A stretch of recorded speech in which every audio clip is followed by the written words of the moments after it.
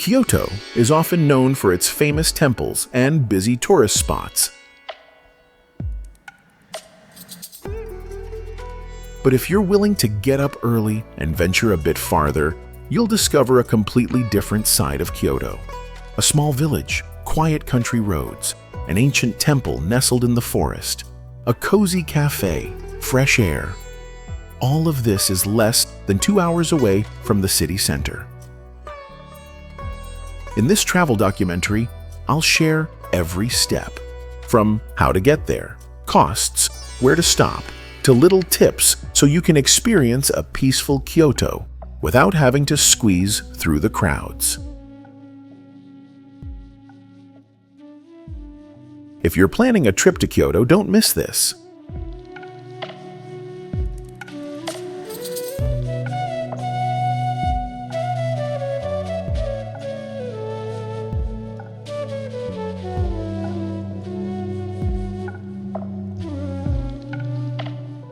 Day 1. Ohara, ancient temple village, and staying at a ryokan.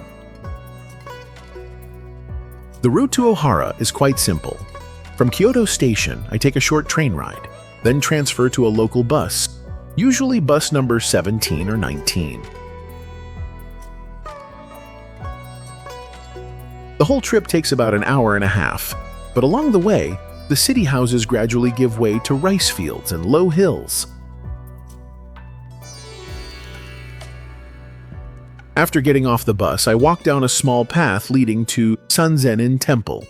There are a few shops selling pottery and local vegetables.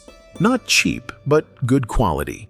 This is a good time to pick up some handmade souvenirs or light snacks. The first stop is Sanzen-in Temple, one of the most peaceful spots in Ohara. The temple charges an entrance fee of about $5 per adult. The average visit takes around 45 minutes to an hour. Sanzen-in is a Tendai sect temple, built in the 8th century. Its highlight is the large moss garden behind the main hall, dotted with many small Jizo statues.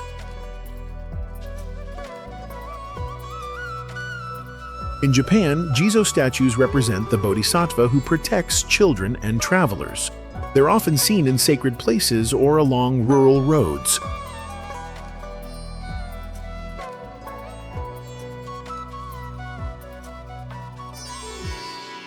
I recommend going from late October to mid-November.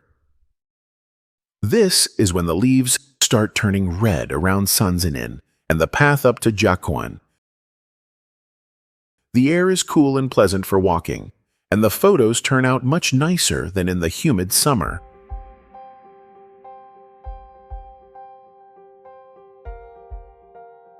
If you only have half a day, visiting Sanzen-in and strolling around the village is enough. Bring water and some snacks, as there aren't many shops around, especially in the morning.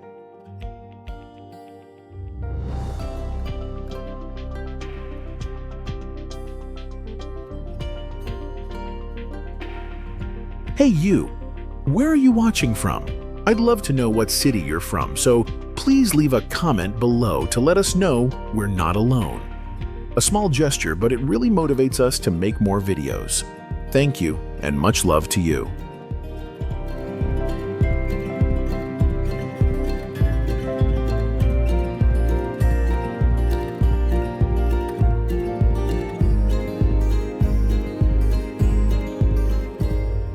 After visiting Sanzen-in, you should set aside some extra time to stop by Otonashi no Taki, a small waterfall located very close to the main temple area.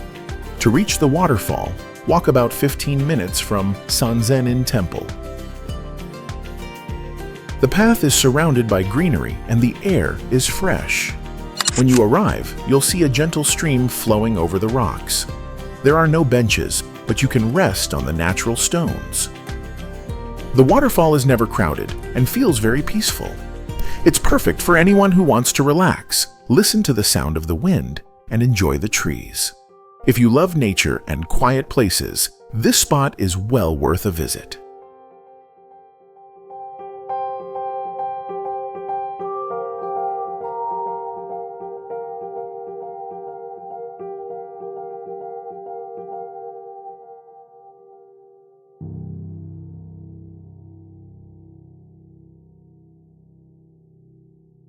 Leaving Otanashi Waterfall, I head back to the main road and walk about 10 more minutes toward Ryokan, the next stop on my Ohara journey. This stretch is quite easy to walk, winding along a hillside with terraced fields and bamboo groves on either side.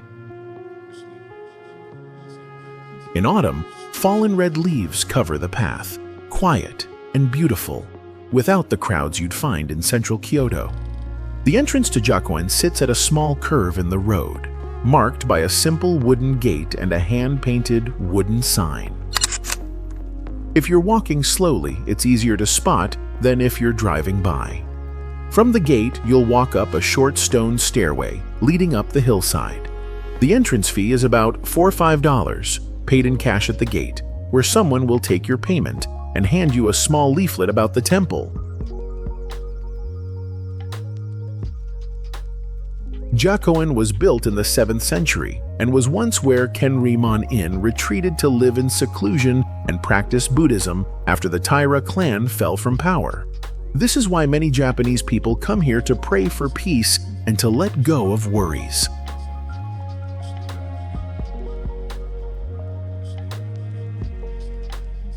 The area around the temple is quite small, surrounded by dense trees and a mossy garden path, very quiet and serene.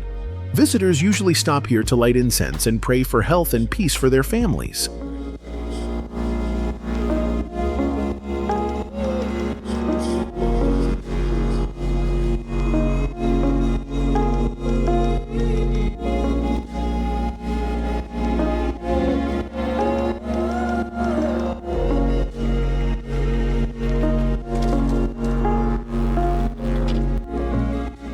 After the visit, you should find a place for lunch near the temple gate or along the road heading back to the bus stop.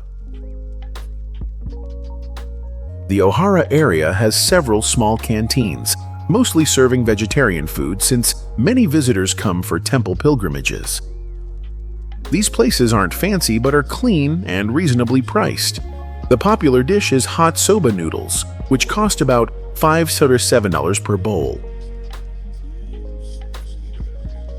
You can add a vegetable rice set and miso soup, each for around $2 or $3.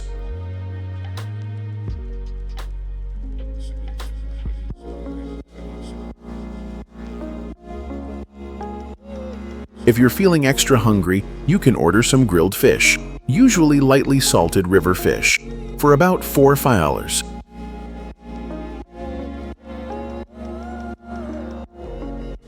After visiting Ryokan and having lunch at a roadside eatery, I walked back to the Ryokan I had booked in the village of Ohara.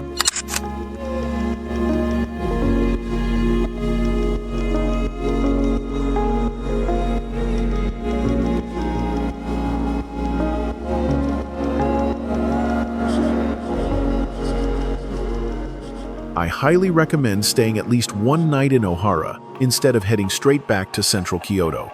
There are a few small family-run ryokan here, with tatami mat rooms, full kaiseki dinners,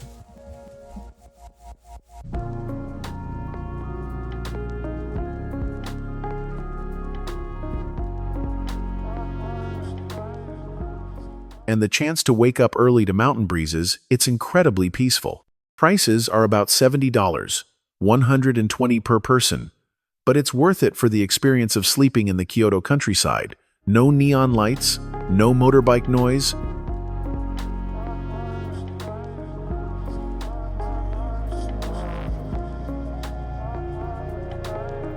Some ryokan have outdoor hot springs, onsen.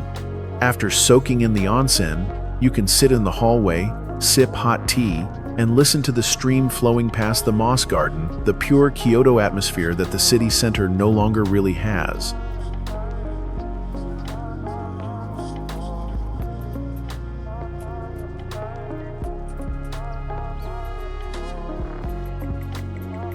I usually book directly through the Ryokan's website or through Booking, and I choose a room that includes both dinner and breakfast, so I don't have to hunt for food late at night. If you prefer more convenience, staying near Kyoto Station is fine too, but honestly, spending the night in Ohara is what makes it memorable.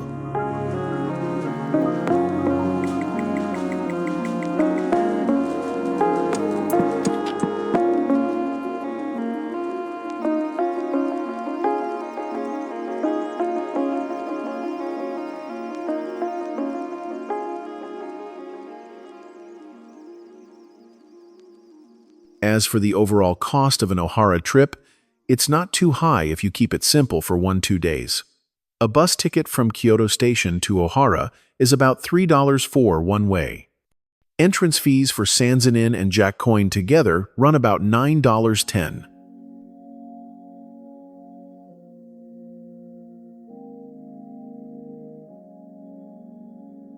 A tea break at Kinrin Cafe adds about $5.07.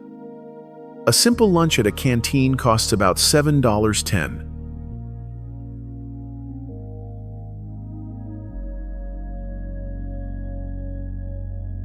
I usually bring my own water and a few snacks to avoid extra spending.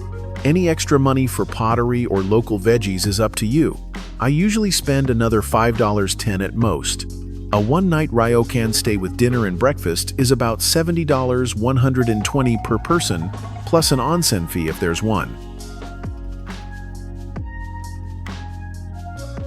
Altogether, a slow-paced Ohara trip staying overnight, eating just enough, not rushing, will cost around $90, $150 per person, covering the bus, temple tickets, cafe, lunch, and a small souvenir.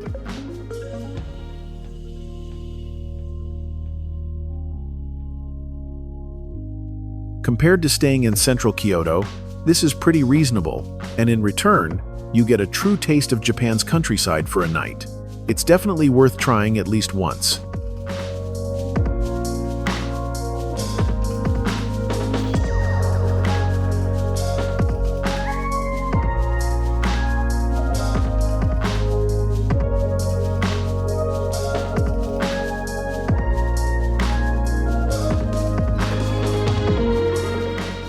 The next morning, I woke up quite early. After breakfast, I said goodbye to Ohara and took a bus back to central Kyoto. It took just over an hour to reach Kyoto Station and start my second day. From there, I walked a few hundred meters to the subway entrance, took the Karasuma line to Shijo Station, and then walked about 5 more minutes to the entrance of Nishiki Market. This is a famous food market located right in the heart of the city, often called Kyoto's Kitchen. The market has been operating for over 400 years. It started as a small row of fish stalls along a canal, and later expanded into a 400-meter-long street, lined with more than 100 stalls, selling all kinds of local specialties. I recommend going early, around 8-9 a.m. By then, many stalls are already open, but it's not too crowded with tourists yet.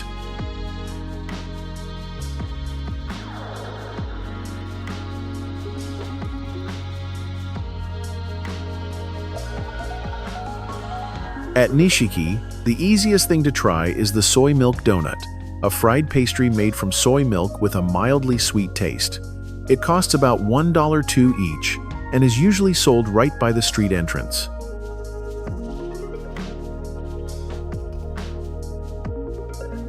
Another popular stop is the Tamago Yakistan Japanese sweet-rolled omelet, sold in small square pieces that taste great when warm, usually about $1.5, $2 per piece.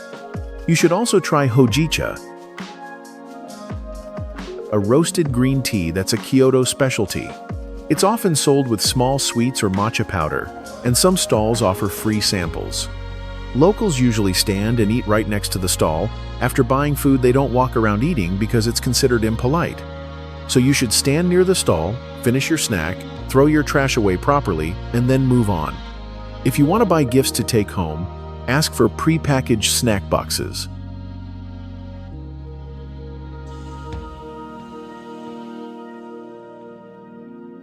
Vendors wrap them carefully and often include an ice pack if you buy fresh items like fish or tofu.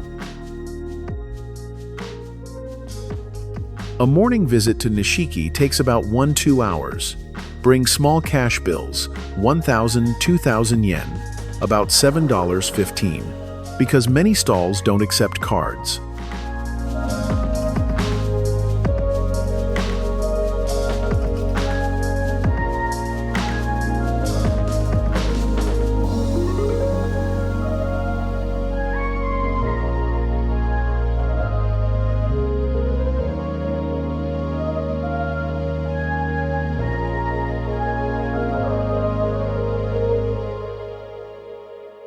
After strolling through Nishiki Market, I suggest heading over to Shogunzuka Ryokans.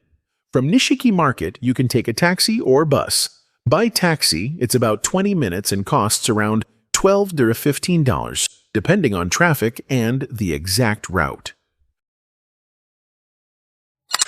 Shogunzuka Ryokans is an observation deck on a hill on Kyoto's eastern side, within the grounds of Sanzen-in Temple. It's well known for its panoramic city views. You only need to climb a few gentle steps, not too tiring, so it's suitable even for older visitors.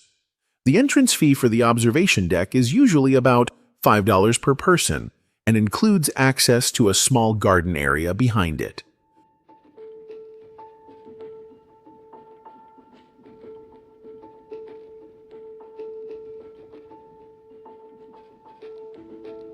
From the deck, you can see the green rooftops of famous temples like Kiyomizu-dera or Chionin peeking out below. On clear days, you can see the full stretch of the Higashiyama Mountains running along Kyoto's eastern edge. This is a favorite spot for people to shoot time-lapse videos or take wide landscape photos because there's nothing blocking the view. Historically, Shogunzuka was an old lookout point where shogun troops kept watch over the entire city. Later, Ryokans, a large hall, was built here to display Buddhist paintings and host special ceremonies.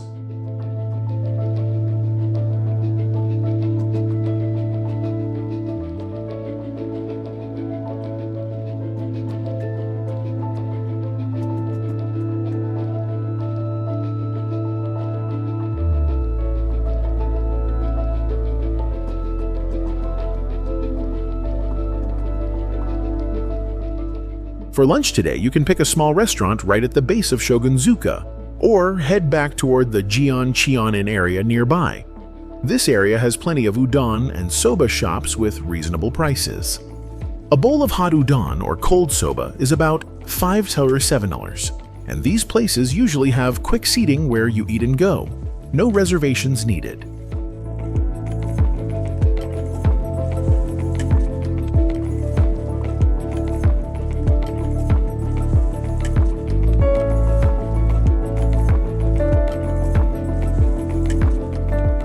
If you don't want to spend time looking for a restaurant, you can grab a ready-made bento box from a convenience store, Kombini, near Gion, and eat it while sitting outside. A bento usually costs around $4.06 and comes with rice, a rolled omelet, fried chicken. Easy to eat and handy to carry along.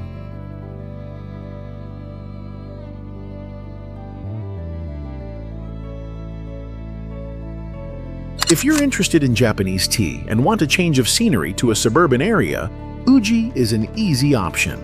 From central Kyoto, head to Kyoto Station and take the JR Nara line to Uji Station. The ride takes about 20-30 minutes, with a ticket costing about $2 to $3 each way.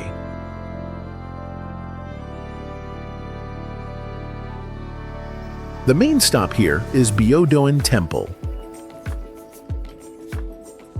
The famous temple pictured on Japan's 10-yen coin. Ryokan was built in the 11th century and is known for its Phoenix Hall, which sits beautifully over a pond. The entrance fee is about $5 to $6 per person, and you can spend 30 to 45 minutes exploring, taking photos, and strolling through the garden. Ryokan is a UNESCO World Heritage Site, right in the center of Uji, easy to reach on foot. Around the temple's entrance,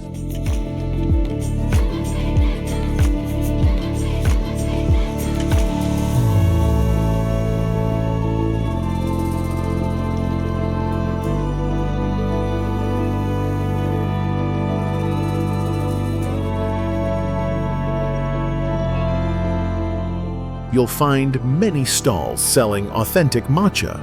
Uji is Japan's most famous tea-growing area.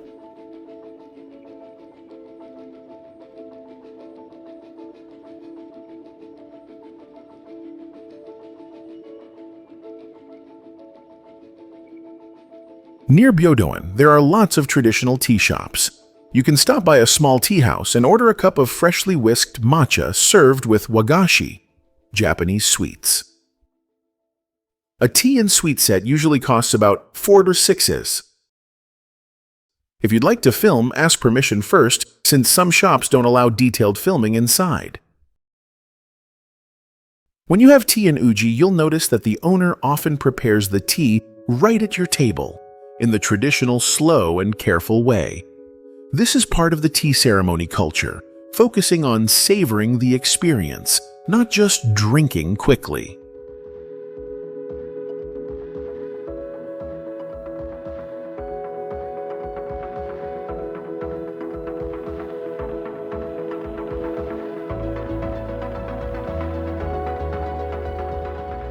After enjoying tea and sweets, I headed back to Uji Station and took the train back to Kyoto Station. An afternoon in Uji from visiting Byodoin Temple to tasting matcha usually takes about 3 to 4 hours, which is just right.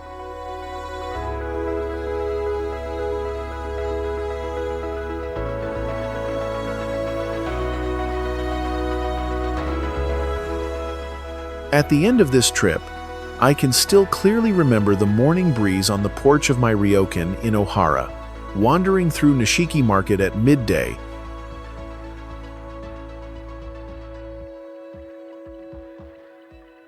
and sipping a cup of matcha tea in Uji in the afternoon.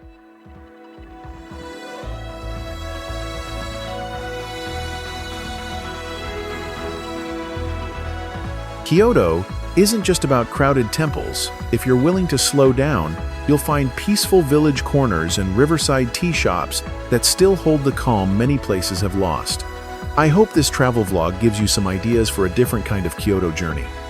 And if you're looking for a detailed travel guide to help you slow down and explore Kyoto, Ohara, or Uji at your own pace, don't forget to save this video. Have you ever been to Ohara or Uji? Or is there another countryside spot in Japan that you can't stop thinking about? Share it in the comments below. And don't forget to subscribe to the channel to follow along on the next adventures.